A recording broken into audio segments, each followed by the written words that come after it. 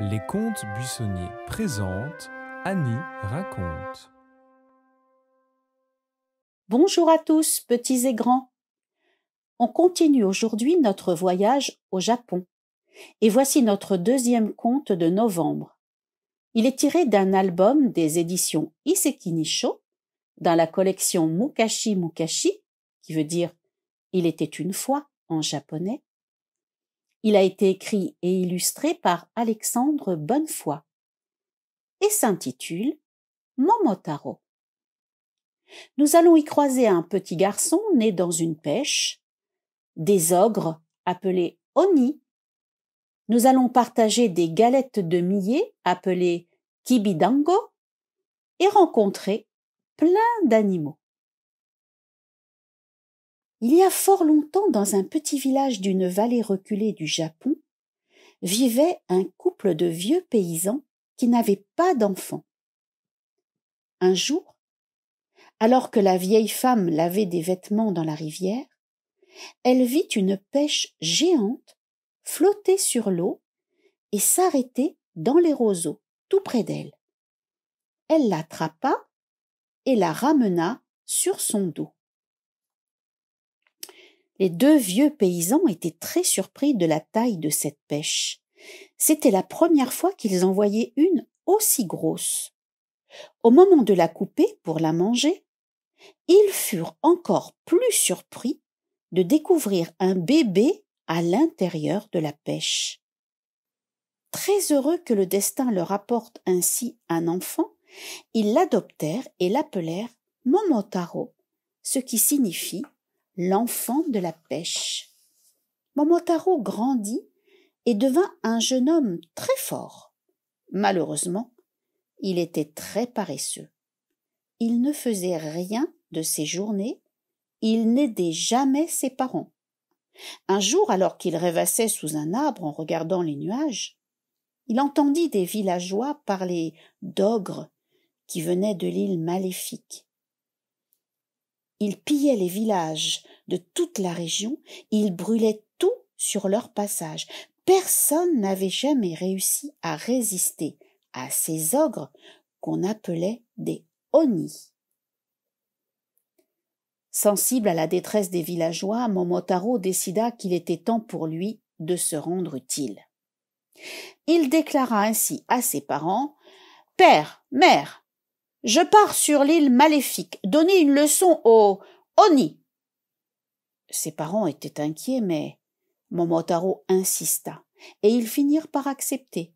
Ils lui préparèrent ses affaires et lui donnèrent des kibidango, des galettes de millet pour lui donner des forces. Momotaro se mit en route et il traversa la forêt. Sur la route, il rencontra un chien qui lui demanda « Où vas-tu » ? « Je vais sur l'île Maléfique donner une bonne leçon aux Oni, » lui répondit Momotaro. « Donne-moi un kibidango et je viendrai avec toi, » dit le chien. Momotaro lui donna un kibidango et ils reprirent la route ensemble. Plus loin, un singe les vit passer. « Où allez-vous » leur demanda-t-il. « Nous allons sur l'île Maléfique donner une leçon aux Oni, » répondirent Momotaro et le chien. « Si vous me donnez un kibidango, je viendrai avec vous. » Momotaro lui donna un kibidango et le singe les accompagna. En traversant les marais, ils rencontrèrent un faisan. Le faisan leur demanda « Où allez-vous » ? « Nous allons sur l'île Maléfique donner une leçon aux Oni, » répondirent Momotaro, le chien et le singe.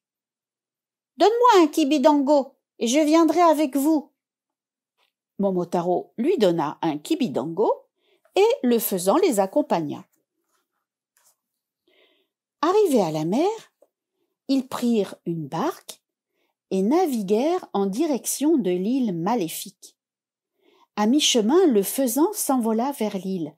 Quand il revint, il annonça à Momotaro et ses compagnons que les Oni dormaient et qu'ils pouvaient accoster sur l'île sans être vus. Arrivés sur l'île, Ils partirent en direction du château des Oni. Il n'y avait aucun arbre, pas un brin d'herbe, pas une seule fleur, seulement des rochers gris et de la poussière. Face à l'immense porte verrouillée du château, le singe décida de grimper sur le mur. Il passa de l'autre côté et l'ouvrit. Les Oni, qui avaient entendu la porte s'ouvrir, bondirent sur Momotaro et ses compagnons. La bataille fit rage. Le chien aboyait et mordait. Le singe griffait. Le faisan volait et piquait avec son bec. Et Momotaro frappait avec son sabre. Bientôt, les Oni se rendirent en suppliant Momotaro de les épargner.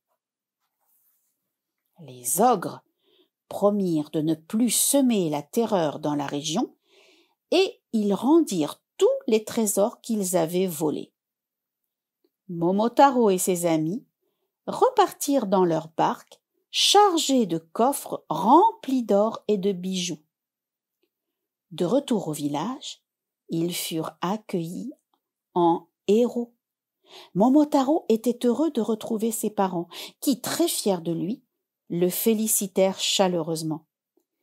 Il devint alors un jeune homme très généreux, toujours prêt à aider et à se rendre utile.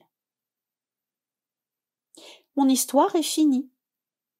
J'espère que vous avez apprécié le courage de Momotaro et de ses amis. Je vous donne rendez-vous la semaine prochaine pour une nouvelle histoire, toujours au Japon. Au revoir. J'espère que vous avez apprécié l'histoire. À la semaine prochaine.